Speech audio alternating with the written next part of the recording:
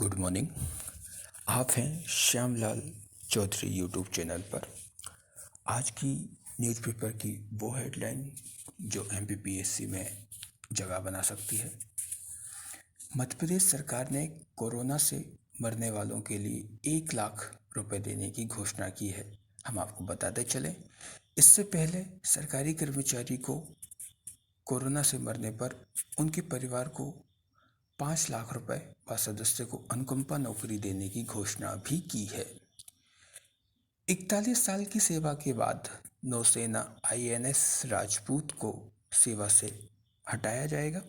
हम आपको बताते चलें, ऑपरेशन अमन जो श्रीलंका में आयोजित किया गया था, साथ ही ऑपरेशन कैक्टस जो मालदीव में आयोजित किया गया था, आईएनएस राजपूत इसमें शामिल था। ये भारतीय नौसेना का पहला पोत है जिसे थल सेना की किसी रेजिमेंट में शामिल किया गया था। जुवेंटस ने अटलांटा को मात देकर इटालियन कप जीत लिया है। हम बता दें, ये खेल फुटबॉल से संबंधित है। भारत सरकार ने ब्लैक फंगस को महामारी घोषित करने का केंद्र ने निर्देश दिया है। ब्लैक फंगस को महामारी घोषित करने का फायदा यह होगा कि अब मरीजों की संख्या, मौतों की संख्या, दवाइयों की संख्या का डाटा मौजूद रहेगा।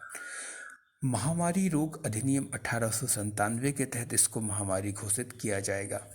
हम आपको यहाँ पे एक जानकारी दे दें, उत्तर प्रदेश लोक सेवा आयोग ने 2020 के पीटी में इस क्वेश्चन को पूछा था कि कोरोना को मतलब कोविड-19 को किस महामारी मतलब किस अधिनियम के तहत महामारी घोषित किया गया है, तो उसका आंसर जाहिर है महामारी अधिनियम 1897 के तहत। तो इसको आप प्लीज थोड़ा ध्यान रखिएगा। अब कुछ ये तो हो गई आज की कुछ ऐसी हेडलाइन जो कि एमपीपीएससी के पेपर में जगह बना सकती है। आज हम कुछ ऐसी चर्चाएं भी करेंगे पिछले महीनों की घटनाओं की जो एमपीपीएससी में जगह बना सकती हैं। तो इससे आपका एक रिवीजन का एक मूवमेंट बन जाएगा। तो चलिए पिछले महीनों की घटनाओं का हम रिवीजन करते हैं। सिरोजा चक्रवात ऑस्ट्रेलिया के पश्चिमी भाग को प्रभावित किया था। सुशील चंद्रा जो 20वें मुख्य चुनाव आयुक्त बने हैं, उत्तर प्रदेश राज्य से ये संबंधित रखते हैं। 12 अप्रैल 1961 को यूरी गॉगरिन अंतरिक्ष में पहुंचे थे। 60 साल अंतरिक्ष में पहुंचने के पूरे हुए हैं 12 अप्रैल को। एंटी मिसाइल सिस्टम 400 हमें रूस से प्राप्त हो रहा है। और हार्ट ऑफ एशिया ताजिकिस्तान के दुशांबे में आयोजित किया गया था। तो ये थी आज की कुछ घटनाएं और पिछले महीने की कुछ घटनाएं जो कि मुझे लग रहा था कि ज़रूरी है। तो आज के लिए बस इतना ही। और आपको अगर पीडीएफ चाहिए तो आप हमारे टेलीग्राम चैनल से जुड़ सकते हैं। श्यामलाल चौधरी को आप लिंक कर सकते हैं।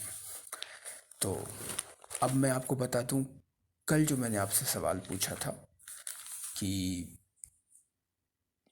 उस स्वास्थ्य मंत्री का नाम बताएं जिसका कोविड-19 से लड़ने का एक मॉडल तैयार हो गया था, लेकिन हालांकि इस बार जब वो नई सरकार बनी है मतलब केरल में, तो वो स्वास्थ्य मंत्री नहीं बनी। तो उनका नाम के शैलजा है। हम आपको बताते चलें कि कल विजयन केरल के मुख्यमंत्री के तौर पर दूसरी बार मुख्यमंत्री बने हैं।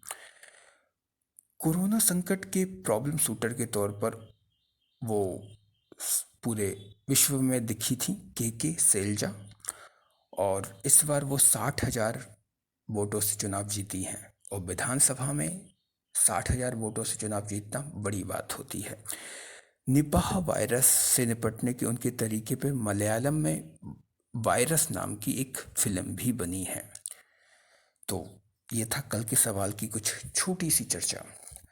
अब चलते चलते मैं आपको एक सवाल के साथ फिर छोड़ के जा रहा हूँ।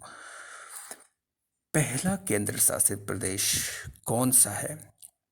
पहला केंद्र शासित प्रदेश कौन सा है जो 100% जैविक खेती करने लगा है। हम आपको बता दें पहला राज्य जो है वो सिक्किम है जो 100% जैविक खेती कर रहा है।